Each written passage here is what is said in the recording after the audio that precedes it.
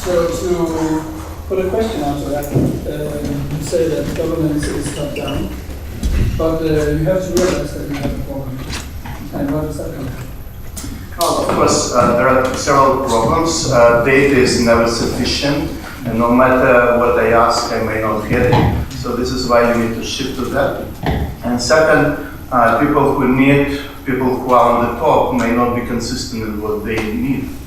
They may not know that. So that's kind of leads to communication and stakeholder engagement and all other tools again. But it's called for integration of the social science component that really close to governance with physical science of data and properties of data. But I think actually if we look back in what happened here in Europe, we had the rip-on projects, I think it's 10 years ago. Yep, more. From the top, it was identified from bottom observations, that's something problematic here. There was a review, there was a dialogue, and we are here today. Yeah. Again, the problem is there are no formal tools. You can have many conversations that are not recorded as something actionable, something that can result in, can create trade-offs and selection of concrete chemicals or safe materials. For me, this is a crucial gap in past work on social scientists. Social scientists don't like hard data, while people who generate data don't care about social science, and it's a big disconnect here. And for me, this is true nature of governance, that we need to connect these fields through more or less formalized tools. How do you see governance connected to the barriers that we wanted to discuss and the development of nanomaterials? I mean, because you show plenty of tables, plenty of results, which is fine, but what does it mean in practice? If I keep dominating here, this is not my well, the buyers may be industry itself. This is soft law. Industry should take initiative. And remember, before all EPA and FDA guidance, it was DuPont Environmental Defense Framework, which is example of soft law. And industry took the initiative and developed this practice. And that was very influential in developing governance. Further, more rigid scheme that I use now. And of course, the main consumer should be regulatory agencies, FDA, EPA, so each of the world, that would formalize the process so it's obvious for industry how decisions will be made, right? Because now, it's we measure risk, we'll have this fuzzy benchmark, whatever it is. And we somehow connect very uncertain estimate of risk with very fuzzy benchmark. And again, if it's get to litigation, I was in multiple litigation within EPA chemical use when we argue about toxicity level for dioxin and PCBs. And the model were different by factor of 2, and that was subject of litigation. Now, if you take all these models for nano, if you're honest about uncertainty, it will be 2 orders of magnitude at best. So it will be a lot of money for lawyers once they start getting engaged in this. Maybe it will never happen. Maybe nano will keep to be no problem, hopefully, but may not be the case. Yeah, so we could also be happy with better safer than sorry. Well, then back to innovation, it will be very difficult to do if you industry will take the risk. That's not in the DNA, right? So they will try to be on the safe side. I think it's time to open the floor for other questions, and we start a little bit with the leader. Do you have any comments or questions to the question regarding transfer of knowledge and generating the knowledge that each other?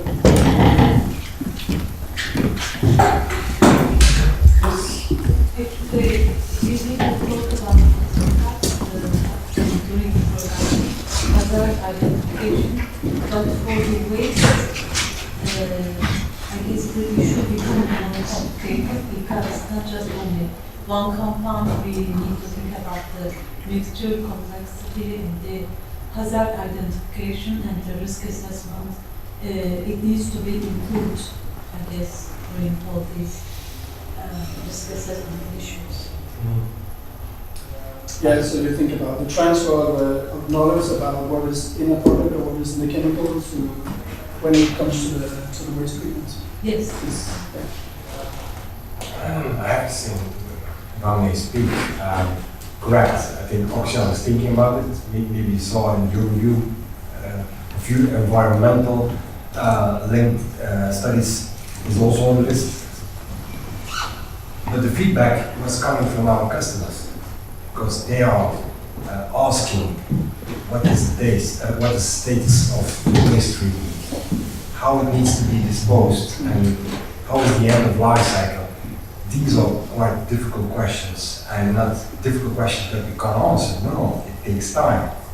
So for me, it's good.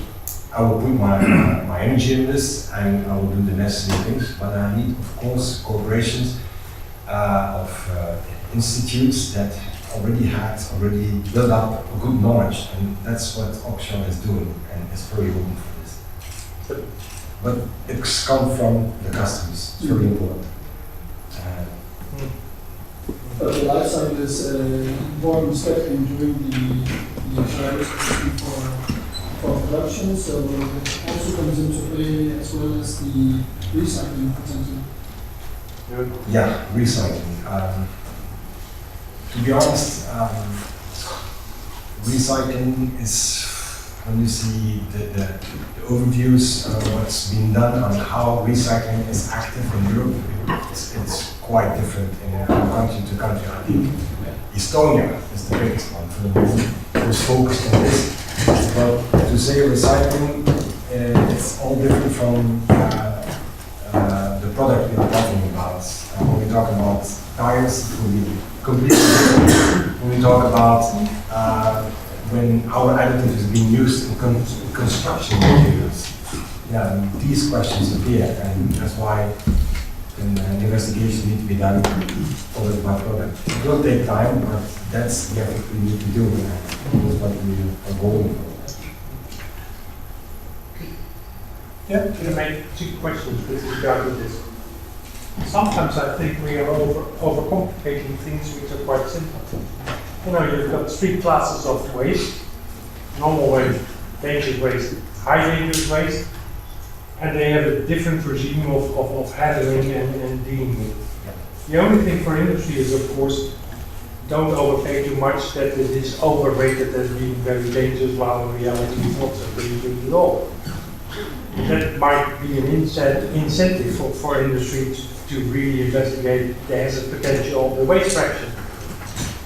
What we see now at OECD, for instance, that the collaboration on the waste efforts on nanomaterials is more or less that they would like to push it into the highest category of danger, which, you know, in my experience and basis, I would say is more a self-fulfilling prophecy for the waste management companies than the hazard of the compound itself.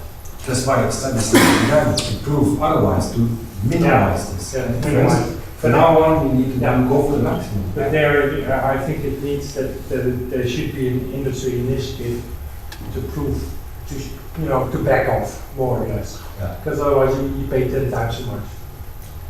Yeah, and don't make differentiation so you have 26 categories of waste, because that's fucking nonsense. You only have 3 categories.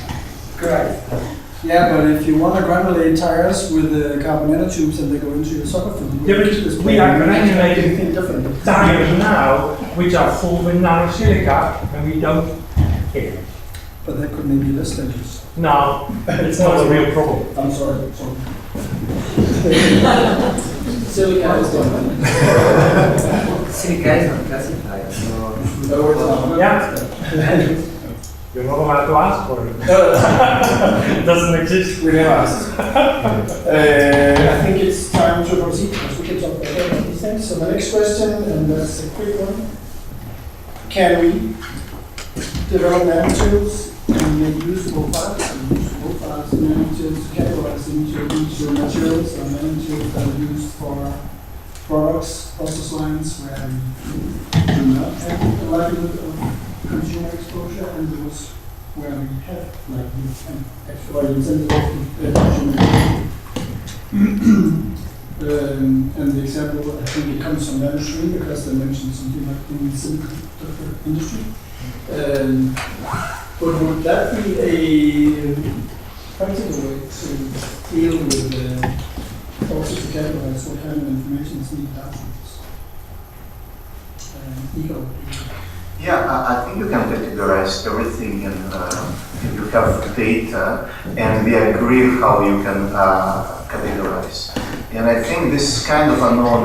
When you are producing semiconductor device, you may not know how people will use this. Maybe a very creative way people use it, and especially in waste disposal, it may be all new mechanism. So I think for me, it's like what I show here, when you separate life cycle properties with kind of hazards, you can, I hope we can agree on several metrics that would say, well, this material is very mobile in the environment and it increases exposure. Or that material is encapsulated and it will never be kind of released, so that minimizes exposure. If we agree on these metrics of how you quantify, you can start to comparatively assess materials in kind of higher risk group and lower risk group. And I think this is kind of how you get from materials categorization to safety by design. Because you will try to decide whether you invest more money to make materials less mobile in the environment if you expect it to be. And it will always be trade-offs. It may jeopardize some of the intended properties, but it will reduce risks. But we need to kind of comparative framework to quantify. But it's possible and the tools for that are relevant.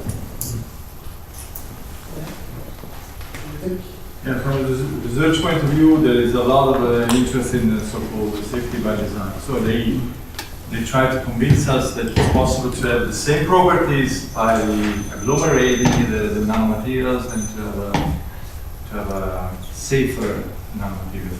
It's not obvious at all, and the properties are completely different. And but probably we have to think in terms of life cycle safety, just because we have a different example from the past that demonstrated if you don't think now, you have to manage this in the future. And typically, when we talk about nanomaterials, also with the local health and safety, governor, etc., at the end they told to you, what about asbestos?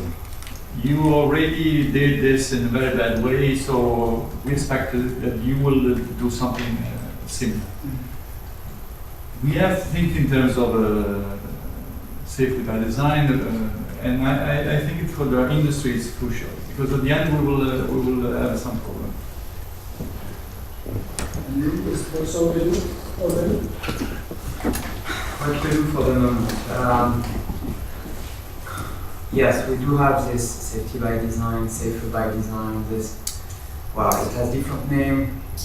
For me, basically, the key question is what is the best material with the safer profile to be placed on the market. The exposure, well, for me, the question is more: do we want to move from the purely hazard-based approach to exposure-based approach, which could be also very interesting. Surely it's the dimensions that we have to look at.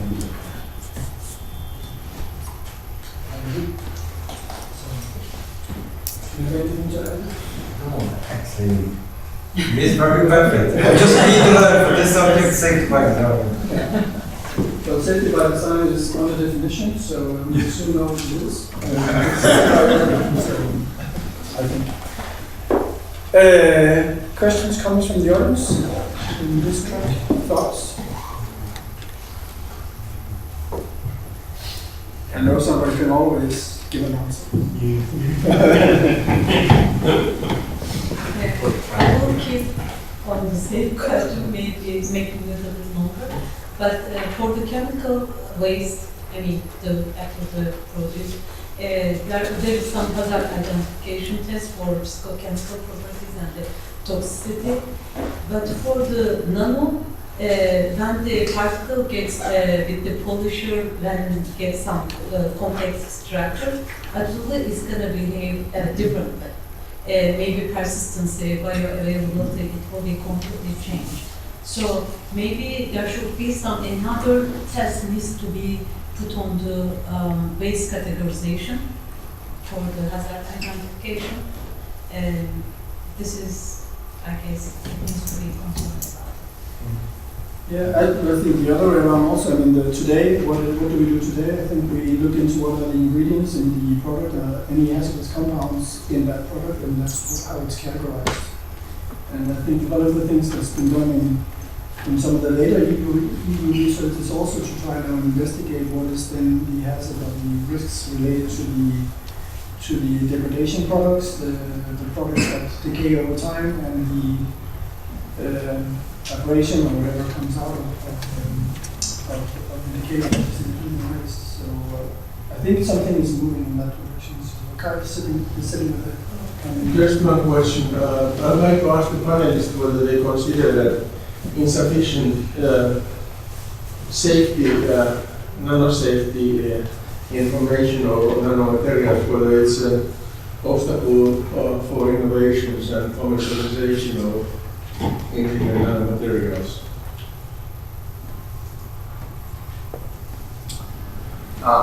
Depending how you look at that, because my true belief is that we'll never have enough information. When I started in Nano in 2005, 2006, people were saying, well, we just need to get more information about hazard. Now we can shift in, well, a few years later, well, we need to know more about exposure. And they said, well, now exposure is not enough, we need to know about exposure matrices. So we'll never stop because Nano is developed to be highly engineered to meet specific needs. So we'll never have enough information, but it should not prevent innovation from happening. And I think, again, adaptive governance is a way to really keep regulators semi-happy with what's happening and allow them to intervene when we have evidence of something bad happening. But if there are no evidence, I think it will be very bad if we over-regulate the industry. And that's where research and governance research should be focused on. I just wanted to have kind of general opinion. And you can also think of the other way around. If you have sufficient evidence to show that the materials companies are using are safe, so does that boost innovation and commercialization of those But materials? nothing is safe, even water is not safe. So nothing is safe. So That's a very informative statement. I'm asking for now about nanomaterials. Just about the company feelings, not about your feelings. I was Earlier, like for any other chemical, the higher the information you have, the safer the profile, the more the acceptance will be about chemical. Surely, sure. I will never sell the sensitizer to a cosmetic company. It's impossible. I mean, quite straightforward. This is not related to nanomaterial. It's for all chemicals. But I think also that depending on the stakeholder you talk to, not the level of information, but the particular information in which you will be interested in could be different. And at the end, you will build a collection of information which you could adapt or complement depending on the question you have to face. again, with GMO, I think it's shown that it's more or less safe, but it's not there. So in Europe, in the US, it's a lot. I just remember some years back when the Euro Forum was organized in Budapest. So the opening words were given by Director General of DG Research, and he made a statement in his opening speech that he considered nanosafety as a one of the key drivers of successful nanotechnologies and innovations in that area. So that was one of the kind of reasons to make that question that was 5 years ago. But now today, nanomaterials, I think they are much more important than they were 5 years ago. I think that statements like it's more or less safe, you have to be very careful with that sort of information bringing to the general public. Because we all know that there is nanomaterial which can be very hazardous, extremely hazardous. I mean, later on, if the public starts to realize that one day or another, we will have to label our products, or we will have to identify our products. The problem is that they will put all nanotechnology under one common denominator, and then innovation will be jeopardized. That's our opinion. I 100% agree with you. Yeah, but I think that a lot of the problem here is that we have to think about how we can use these materials, more materials that are safe and materials that are dangerous in a safe way. So we don't have any issues, because what tends to happen is that society picks up on the issues, and these NGOs build up an issue, and the issue becomes politicized, and then the whole technology is banned, because politicians have to make a political statement. It's not longer about data. They're not going to look at data at that time. They are going to basically take a political decision, as they did with NGOs. So the story is, okay, we know it is relatively safe, but let's not use it safely if we can. We're going to take precautionary measures. Let's not reduce exposure when we can. I mean, it's like gasoline. Gasoline is toxic. Gasoline produces global warming. Is flammable, and we are still putting it all days in the tanks of our cars and motorcycles. What we have to do is to learn how we use this technology so it is safe. You And forget this is about the not nanoparticles, because there are also nanoparticles in gasoline. Wow. Yeah, well, let's not think about, I was having the same conversation with somebody at lunchtime, and we talk about asbestos, and then we talk about plastic. And plastic being quite a safe material because of ill-designed product management life cycle. We are having these great issues now with plastics and microplastics at sea. I think what we should do is, with the knowledge we have, think about ways we can use this technology safely. Because there's always going to be risks. It's a matter of how we manage them. Correct. Well, maybe because, of course, I understand that wood is not safe. We can all be treated in nitric acid at any time when we go back to the hotel and so forth. I also understand that one needs to be, in more cases, maybe compound or material specific and so forth. But I've been just wondering that in many laws, safe by design approach has been emphasized. If industry does it, so it does it just for fun, or it doesn't have better ways to use money, or is it to try to improve the business? Whatever works. Very simple. Any comments? It's to make money. Jonas, you had a comment? Yes, I heard some years ago when somebody sent me a presentation for comments, and there were some statements like that. Say, just make an exercise and remove the word nano and put something, whatever it is, solvents. Solvents are safe, or solvents are not safe, or more or less safe, or whatever. So whatever statement we do is true or not true, as a matter of fact, it's misleading. Whether we, or some solvents in some application may present some risks, but if you pay attention to, all is fine, and this is true. Now, if you ask me, can we live without solvents? Differently, yes. Maybe not. Probably not. I have to say, I recognize this story, and I think you're speaking of Europe. because I've heard completely other stories from the US.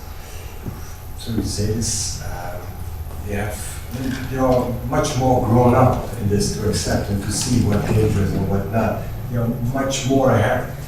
It's not so far from each other, but there seems to be a big gap when it's concerning this kind of confusion. And Europe is focused on this. I saw even a huge company in the UK, and they also had a facility in Austria, but the one of UK had a complete connection with the US.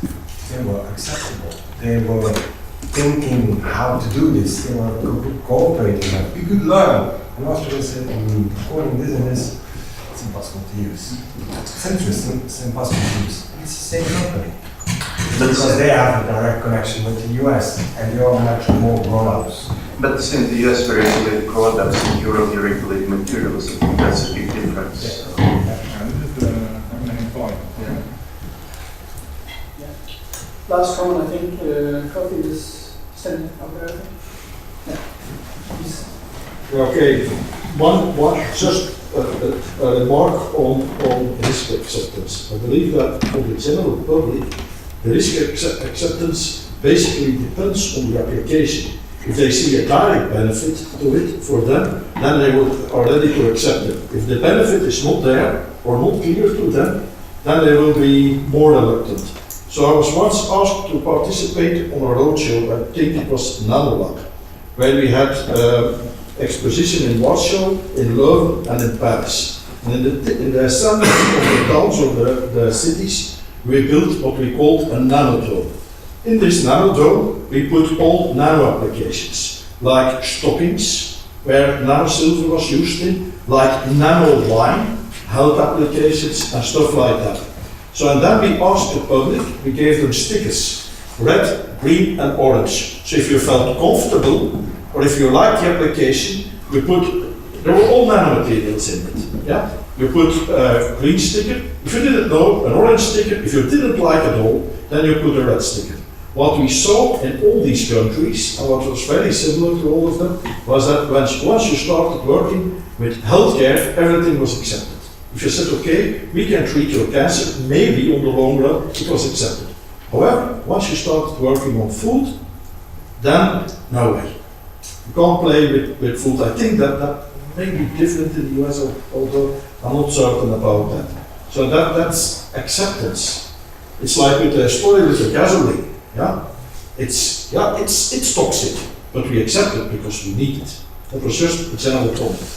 Also, the level of risk apparently was small. Nobody got burned, no cars blew up, and eventually here we are, creating great issues with using gasoline and diesel. But something did it. I think that Yeah, some did. The reason why I have one thing which is very interesting in this discussion. Everybody remembers the Samsung 7. The Samsung 7. The ignition of battery. This was actually a nano disaster because this is full of carbon nanotuber. No NGO picked upon this as a nano disaster. No. They could have framed it that way. Why didn't they do it? This is, I think, the main message. Am I allowed to believe this? I must say I don't believe it. Why? In the beginning of the 90s, there was an enormous enormous campaign in the United States called anti-mining. People were against mining activities. It destroyed the environment. Because this, because that, because that. Then the government, Bureau of Mines, it was dissolved some years later. Not for that reason, for others. That's what they said. Published a campaign to assist the mining domain. It even asked questions how many coal mines are needed to run the internet of that time, the 90s, not of this time. They published a rule like this, and they said which materials do not come from a mine. The only materials that do not come from a mine are the wood and the clothes. Everything else comes from a mine. Did it help? Nothing at all. Nothing at all. No. Mining is a bad business. For us, we can go and dump our aluminum hazard to Africa or somewhere else, South America, but for us, no mines. And it kept so. Why? Because people are not informed. You cannot claim that they take rational decisions. So this would be fine if the public was perfectly rational, which is not. And if the public was perfectly informed, which is not. Where do we go? That's the essence of the economic model. For exactly. Economic theory is the only one which is based on wrong assumptions. Again, wearing my government hat for a moment, as a government bureaucrat, I'm not, but pretending. It's important for me to understand and to show that I've done my best to weigh benefit and risk. And whatever decision I make about future of this specific product, nano product, is based on the best information. And unfortunately, there are no tools that integrate benefit and risk together. There are a couple like Hara, some developed some, but it's still early days. And I think that's true. Governments should go to the direction of integrating benefit and risk and to visualize that. I agree with George. It's not going to solve all the problem, but at least if somebody needs justification, they can say, I run these models and the best I can do at the moment. If tomorrow somebody say, well, I was wrong, I can say, well, no, I've done my work. Thank you. I would say PICAM is actually in the setting of exposure limits in Europe because it's impact assessment medium, so the limit is going to be health-based and economy-based, so it is there somewhere. And a lot of the population stops. I think we have to make a coffee because I want to learn. Thank you very much.